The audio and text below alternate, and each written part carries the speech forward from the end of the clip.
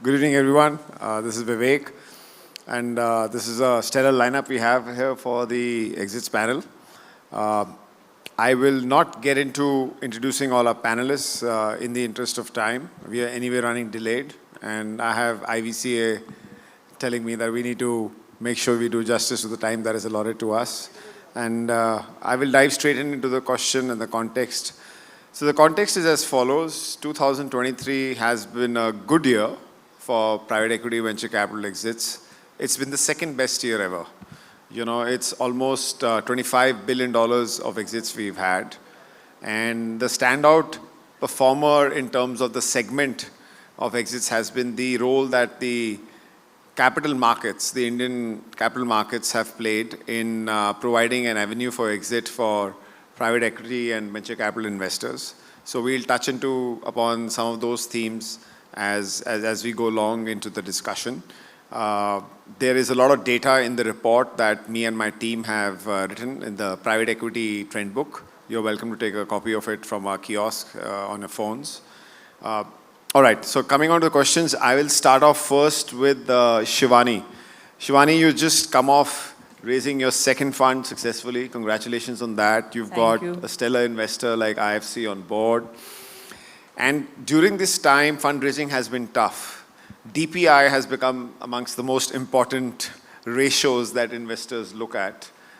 And you had some exits that happened in this year, in the latter part of last year.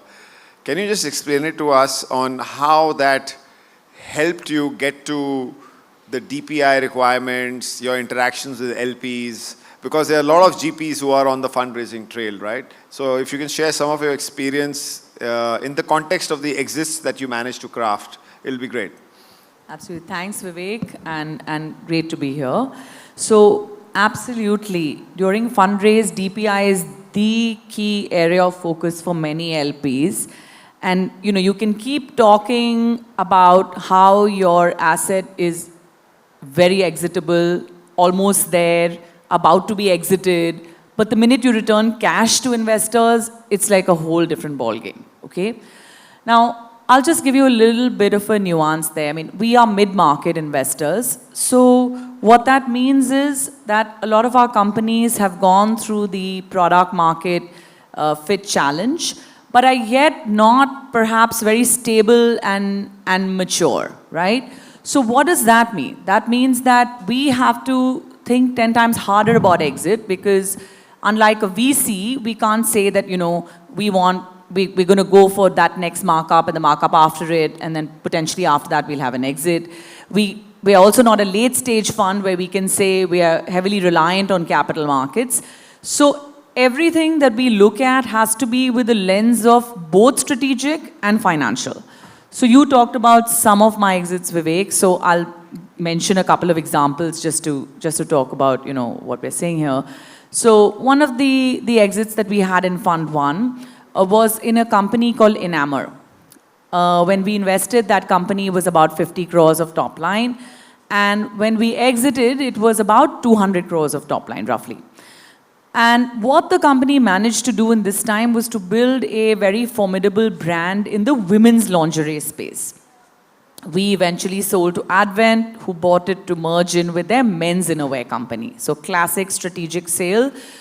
You have a men's innerwear company which is established, which wants a product extension. This is complementary, and they thought the brand was very differentiated. But let's say that we did not have a strategic exit. Lingerie as a segment is very, very interesting from a financial investor's perspective also, because of the metrics, the repeatability, the high sort of, cash flow lens with which once the business hits a certain scale, the kind of returns that you get. So it was both attractive from a strategic as well as a financial lens. So what you look for may be different, but when we invest, we have to keep both lenses in mind. Sybil was another example. Sybil, of course, massive flywheel, huge opportunity for growth. A decade before, there was something like 1 million credit applications per month, a decade before COVID. After that, it became 1 million credit applications per day, right? And here's a company that's building a very strong moat, great flywheel. So, which would make a lot of sense for a financial investor. In fact, when we sold a part of it from our fund one, we did to a sovereign who bought it from a compounding perspective. But equally, if the company were to go public, I think that would be interesting. So the nuance I'm trying to bring here is that oftentimes you can have an asset which may be attractive from a strategic exit perspective as well as a financial. They're not necessarily mutually exclusive, Vivek. Thanks so much for that, Shivani. My next question is to Divya Sehgal of True North. Divya, 2023 has been very busy year for exits for True North, and kudos to you and your team for achieving all of those. You had the entire spectrum, strategic with Niva Bupa and Kim's Quality Care. You also had open market / IPO exits with Home First Finance, Fed Bank Financial Services. The question for you is that the deepening capital markets have made it possible, right, for private equity investors to sell large holdings at minimal discount, which if you go back 2.5, 3 years, it wasn't really the case.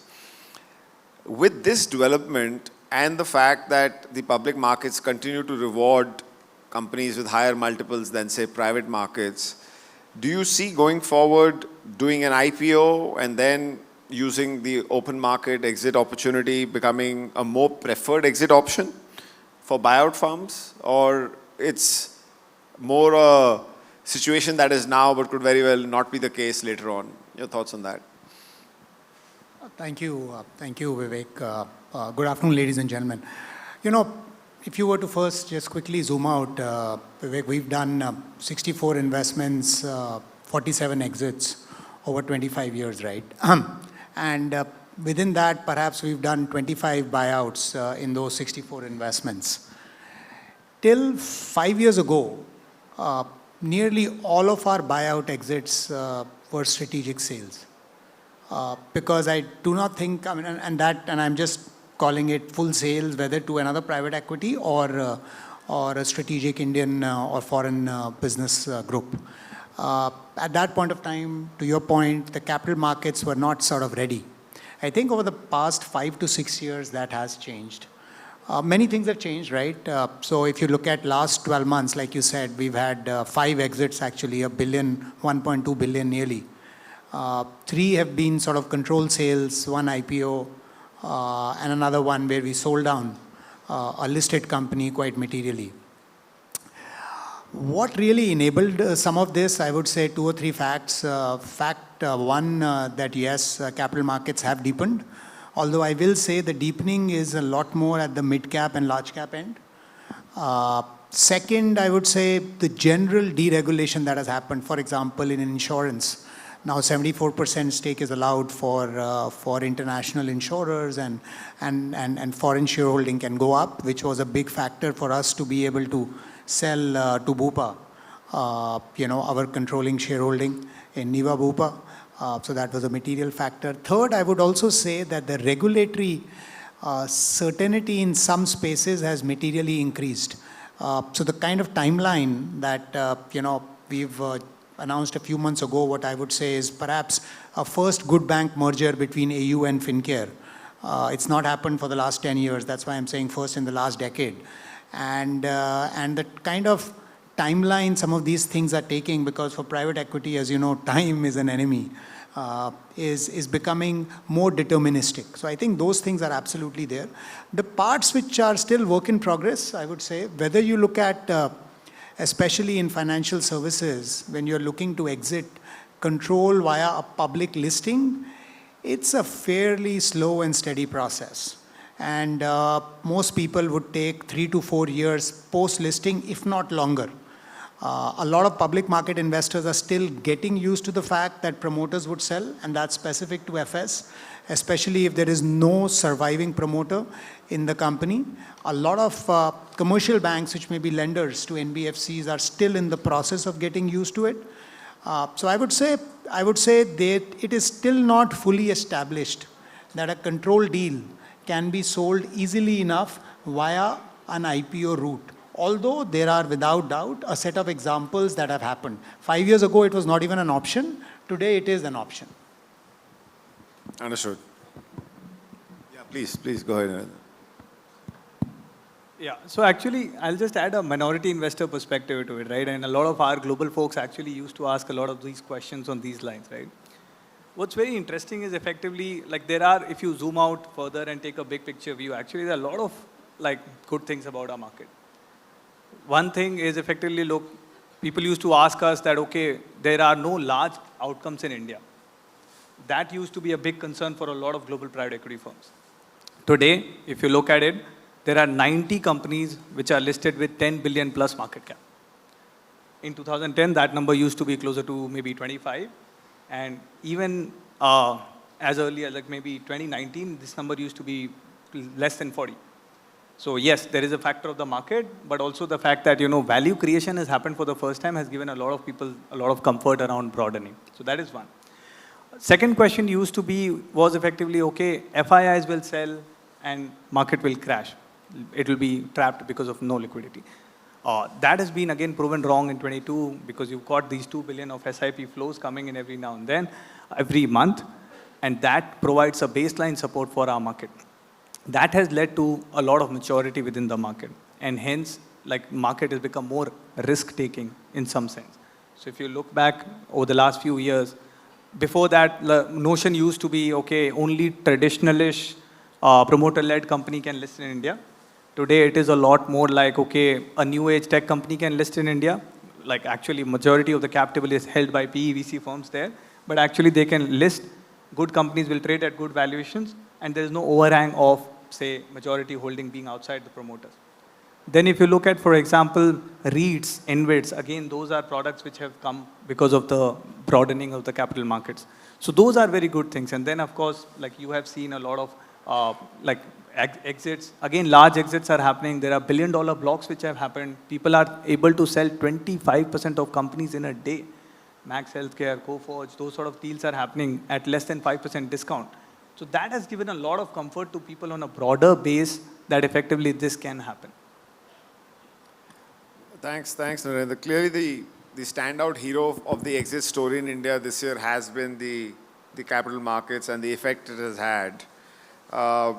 Actually, my next question was to you, Narendra. Narendra's from SoftBank.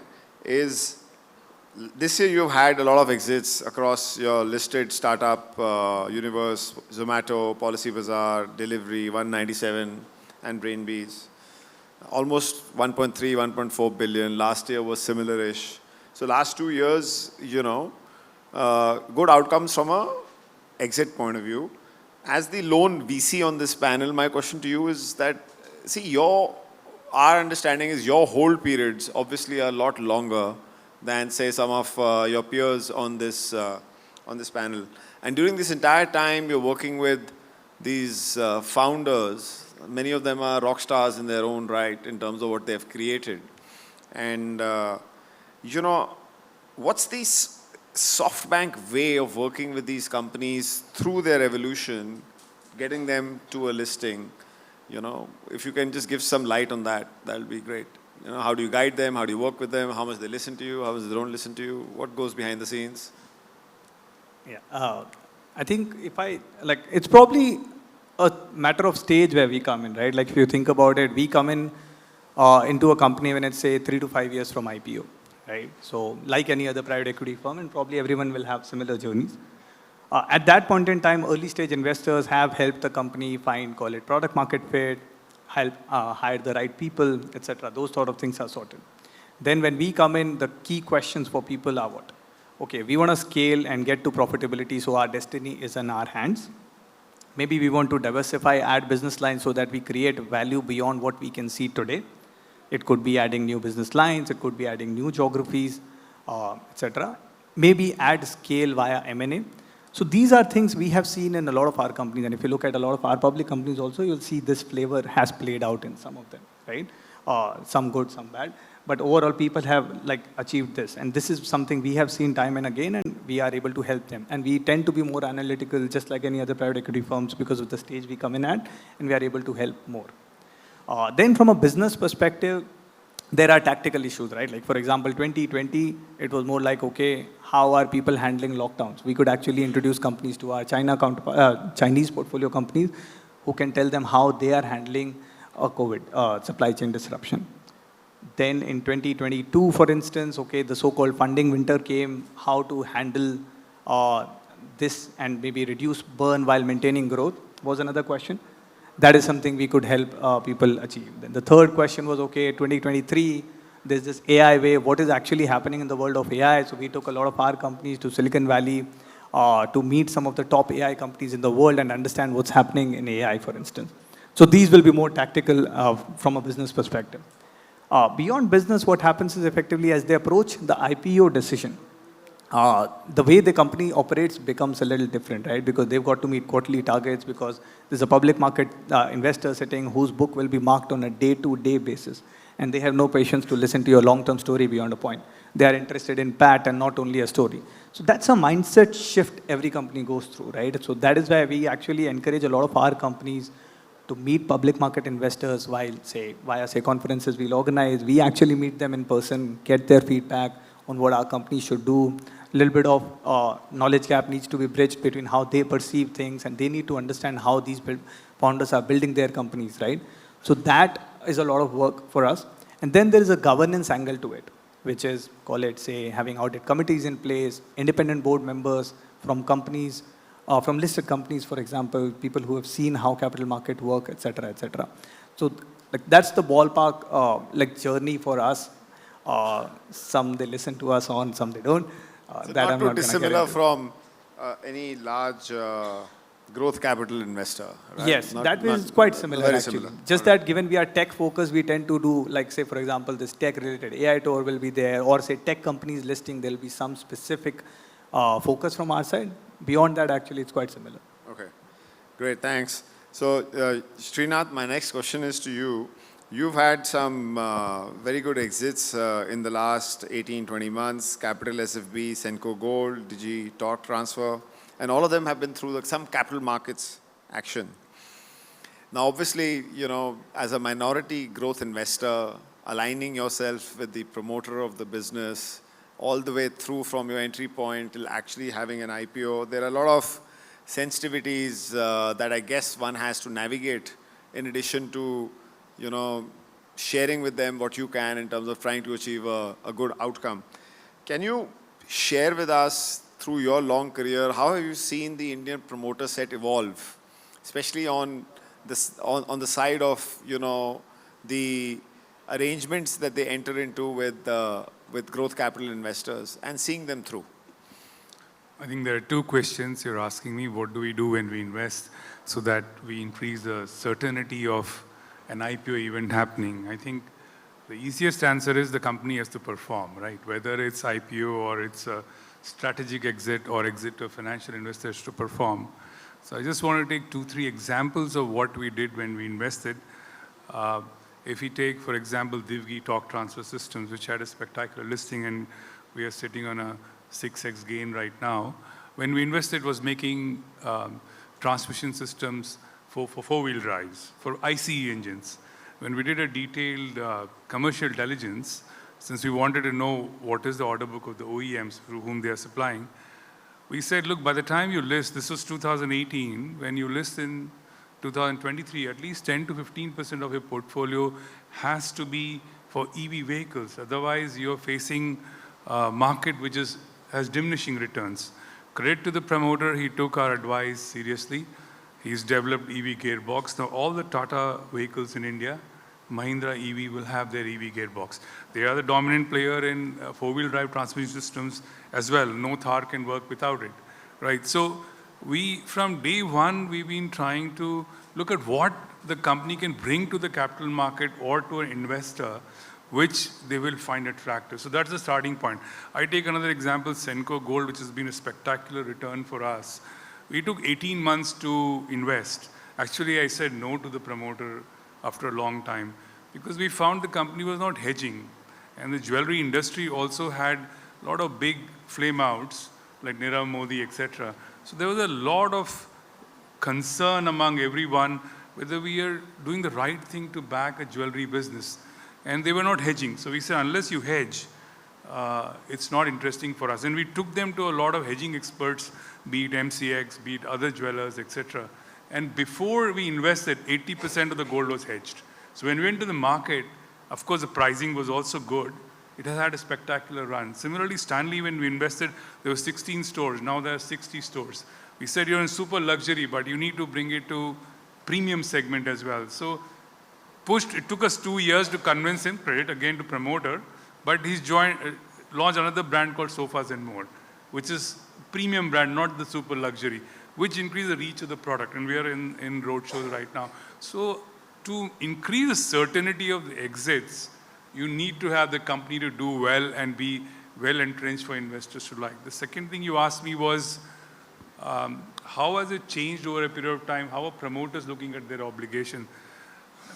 I think we've been lucky out of the 4 IPOs that are 3 done and the 4th one happening now. It's definitely credit to the promoter. They've been very aware of what they've signed, because all PE growth investors have an agreement which is regular standard. You have drag clauses, you have IPO, exit waterfall, all that. But I think the intent of the promoter to do what he's written, be it a delay by a year or so because of market condition, that's very important. We definitely lucked out there where each promoter, even though none of our companies needed money, they were cash rich, no debt, they kept their obligation to do the IPO. And we've handheld all of them to do that. So I think that has changed. You get 1 or 2 oddballs here, there, but we have to handle it. That's par on course for investing. No, excellent. I made a good run. Continue. My next question is to Ashley from Chris Capital. Ashley, you've had, one large exit this year with Mankind. As a fund house, Chris Capital has had a very checkered record, right? Fantastic record for exits. You've done strategic sales. You guys have done secondary, now capital markets. And so maybe can you help the audience understand a bit, when you're looking at preparing a company for an exit, say between a secondary sale or a strategic or a capital markets exit, how do you work differently with the portfolio company management, when you target, say, option 1 or option 2? Maybe at times you had to go with both options, seeing what is the better outcome. So if you can shed some light on behind the scenes working there, I think it'll be very helpful for our audience. Thanks, Vivek. So, I just say, I'd echo what I think Shivani, you said, Srinath, you said as well. I think the journey for an exit starts 4 weeks before you make the investment, at least. Right? So you got to start thinking about what's the potential exit. Theoretically there are those 3-4 options, but what's the realistic outcome? Right? And you need to have a conversation with the promoter if it's a minority, or management. And you need to sort of start thinking about it from day one. So just to give you an example, there's a small SaaS company that we just invested in December. We had the first audit committee last night.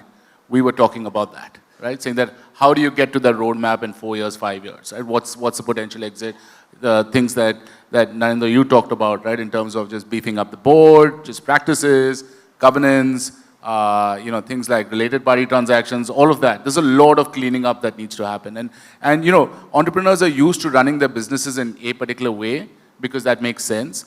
But I think it's important for you to be able to dawn onto them that to get to the next level, there's a series of things that needs to happen. So there's a whole bunch of activities that need to happen. As Srinath said, I think nothing will get you an exit other than performance. Right? You may do everything right. You may have the best board. You may have everything. The company doesn't perform. You ain't going to get a good exit, right? Because that's the ultimate thing. But there are ways to spruce it up, right? So for example, how do you think about M&A, right? And I think you can make smart acquisitions to be able to showcase the story a lot more. So whether it's a complementary acquisition, like Shivani talked about, whether it is something that's expanding your overall horizon of products that you offer, whether it's simple, EBITDA arbitrage. You're able to go get deeper into the market, buy cheap, and be able to tell a bigger story. But I think you got to have that game plan day one, and so that's something that you need to start thinking. I think as you reach the stage of an exit, I think that's when you need to hone it down a little more, and especially if you are going public. So in a minority situation, We've been in many situations where we've been 3%, 7%, 10% investors. But I think part of the reason why they brought us on is like to say, can you guys help us think through an IPO? Right? And I think we've been through that. So, like Divya was saying, I think, they've done a number of exits. We've done 75 exits, right, over the last 25 years. We've done 15 IPOs. So we know what goes there, right? And it starts 2 years before. So if you're talking about an IPO, the work starts 2 years before. A lot of companies don't have a full-fledged, proper CFO, right? So just getting the right person on board, working on internal processes, working with the best set of auditors, strengthening your team, as I said, doing the M&A, doing the acquisitions on the side. I think a lot of that work goes in T-2. And then you can talk about, hiring bankers, etc. That's literally the last conversation that you need to have. Similarly, even in a strategic exit, you need to have that thought process, at least a year before, right? So just again, do you have a proper management team in place? What's the process in terms of, are they going to roll over? Are they not going to roll over? What's the interest in taking it forward? How are you going to be aligned in terms of, is this going to be a partial exit or not? You want to target both strategics and financial investors, but each has a different mindset. So for example, there are companies where we've exited 100% to a financial sponsor, but we weren't, and we learned it a little late, that we would have liked to roll over a piece there, right? I think with a financial sponsor buying out, you can still roll over a piece. But if there was a strategic buyer there, you will be crowded out. So you got to think about that as well, saying that, look, I own, call it 90% of the company, and I want to sell only 60% because I believe in the story from a long-term perspective. Is there a way to structure it? So I think you need to think through that. And again, the whole process of, going through the bankers, going through, just your own diligence. I do not, I cannot emphasize this more. I think all firms, no matter how well they're run, need to go through a proper diligence process. Because, you want to go do that yourself to be able to identify areas that you need to work on versus it being pointed out in roadshows and meetings. So I think, just that level of preparedness is extremely important. And so that's where we would come in and sort of play the role, showing the mirror to some extent to the entrepreneur, saying, look, this is what needs to get done, and let us be the tough. And we've done dummy conversations where we ask the tough questions. So prepping them, a lot of that work goes in the background for doing that. But yeah, it's a as I said, the journey starts T-4 weeks before the investment. Understood. So you heard it. Crafting the right exit, accelerating returns, multi-dimensional, complex, a lot of boxes to be ticked, start well in time, well before you make the investment. Point well noted, Ashley. My next question is to Sambhav.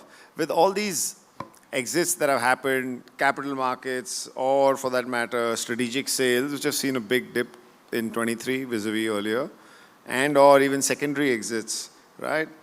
In your experience, what are the burning issues that come up and you've helped your clients navigate through them, either when they're looking at a capital markets exit or a private trade? Well, maybe, good question. I think so. A lot of burning issues out there, but maybe to start with, as a lawyer, I can say to get the best lawyer on your side. I think so to start with. But look, I think so. As far as capital markets and open market and for that matter IPOs are concerned, as we are seeing a kind of rally what we have, and it's still continuing, and a huge amount of IPOs happening. So good positions out there. In terms of IPOs, I think so. The big point which comes to my mind is in the reference of the lock-in that is required for a promoter, right? Now, the ICDR regulations are there where we talk about that, minimum lock-in of 20% which is required for a promoter when it comes to an IPO. But looking at how the dynamics of new age companies are there and hitting the markets, I think so they are very, very heavily funded, right? Over a period of time, as we all know, and our friends in the room do that. Where the promoter's holding goes much diluted, and they are perhaps down to even single digits, right?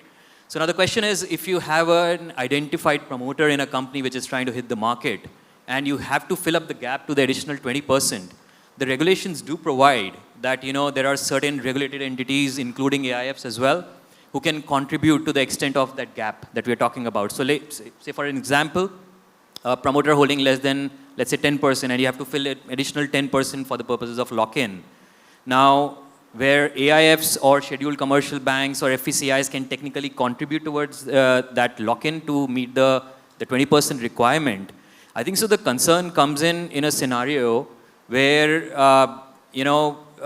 all these regulated entities, while they are there, there has been a recent SEBI committee report which also proposes that they want to increase this, contribution pool not only to these limited or regulated entities, but also to all the non-individual shareholders on the cap table, right? And which is as much as recent in the last month that the committee report is out there. I see there is an issue, and as well as there is a positive note around it. One is, of course, for the funds, it naturally helps because to that extent they may not be out there at all times to only contribute to fill up that gap, right? Which means there is a likelihood for a larger pool of OFS component for the funds and exiting, therefore, as part of the IPO. But having said that, I think so the important point here which we should not miss out is the skin in the game, right? The whole idea of the promoter lock-in and the 20% requirement was not to have fly-by-night sort of, players out there to list and therefore exit, and therefore there should be a continued skin in the game. So there has to be some kind of a check on that if we are looking at companies where there are funds, for that matter, controlling a larger stake, and still, putting forward some of the other non-individual shareholders to contribute towards the lock-in, I think so we need to sort of put the dynamics right, and therefore the balance needs to be maintained for the purposes of lock-in. So that's one issue which comes in my mind on top when it comes to the listed and capital markets and IPOs, where we need to sort of figure out some more clarity. The other in terms of, if you ask me, right, I mean, we have been doing, our shareholders agreement since almost all these couple of decades of our industry evolving. One clause which we have in all transactions out there is the drag-along right? Which is naturally a safeguard for all our investors, which of course means that while company will have its process through to provide an exit to all the investors, naturally we have our limited fund life and there are issues around there as well. But having said that, the guardrail is that tomorrow if none of the exit options are possible, naturally there would want to be some kind of a rope be given to the investors, where eventually then they can take the control and try to sort of see how they can achieve their exit.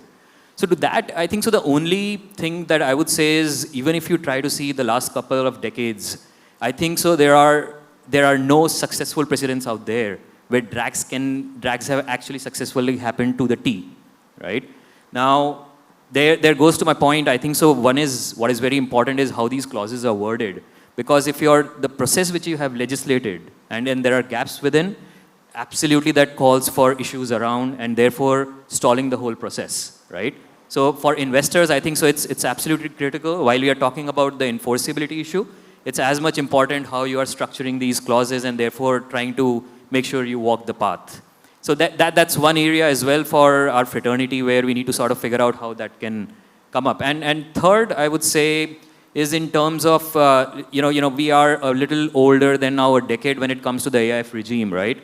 And a lot of our funds are reaching their fund life, periods getting over. And which means naturally we need to somewhere figure out as GPs how we achieve the exits, right? Now, there have been a lot of action in terms of SEBI and how they are proposing the liquidation schemes and so on and so forth. And one, of course, the option available is the in-specie distribution. Now, in-specie distribution itself has few nuances around it, right? While there may be a good asset, yes, you may not have a potential buyer or an exit on the table or out there. But then when it comes to in-specie distributions, right, there are a lot of other headaches also which are involved. Your cap table goes for a toss when it comes to the company, right? Because then you're talking about, instead of one institution, there may be multiple LPs which are coming on board as the cap table. Number two, I mean, anyways, to hit that path, you need to get a supermajority approval of the fund unit holders, right? Now, what if you have an LP which has a mandate, for example, which cannot even take the portfolio securities, right? And if, let's say, there is a substantial position by that LP, it means that to even get the supermajority approval to start with itself is a problem. So there are issues around there. Then, of course, if your LPs are naturally, if you're talking about non-residents, assigning securities to such non-resident LP holders of Indian companies may have their own sector related issues and restrictions. including the pricing guidelines as well, because what you're talking about is an assignment for all purposes. And therefore, whenever the exit happens, you have to also look at it from the pricing guidelines point of view. So all these are exit issues which I think so all our friends are witnessing and facing, and these are really live and what we are also advising to a lot of our clients. But some of I've touched upon, from capital markets to the private exit modes as well, where some of these issues are really burning. Yep. Great. Thanks so much for sharing them. So we are on time. Do we have time for one more question? Or Rajat, come on, I'm putting you on the spot. Yeah, there you go. Yeah. Divya, you wanted to say something? I saw you raise your hand or something. The one topic we've not really addressed, I think it behoves us to at least speak on that. Given that we've discussed capital markets, I think there are two very big responsibilities all of us carry as financial sponsors when we take companies and list them. Point one is that the businesses which are taken and get listed sustain performance over years and decades. Because obviously any negative surprises out there, and there is a perception issue, I think, which our industry is dealing with on that topic, that the businesses should sustain even after the private equity or venture capital investor exits. And the second, I would say, is a responsible pricing of the public issue, right? That needs to be such that there is long-term value creation, for all the incoming investors. So I'm just saying these are two hot button topics, no time today to discuss them, but at least worth mentioning that they need to be handled quite responsibly. Can I add a point, I think? Yeah, sure. What Samba mentioned, that drag-along clauses are there to give us exits, but obviously very few drag-along have been exercised, if at all, right? So one way we thought of creating leverage is creating extra escrow account when we invest and ask the promoter to put some extra shares than what he has sold to us. So should it come to the point where we need to have those difficult discussions, we have the shares in escrow to create a bit of leverage. You can't get it every time, but some of the promoters have agreed. And it definitely works as a leverage and pressure on the promoter to perform and get the exits for us. Excellent. Thanks. Thanks so much for that. I think now we are out of time. I think we are, yes. Okay. Thank you so much, panelists. It's been great. I hope you enjoyed the conversation. Please feel free to reach out to them for follow-up questions once we exit the stage. Thank you.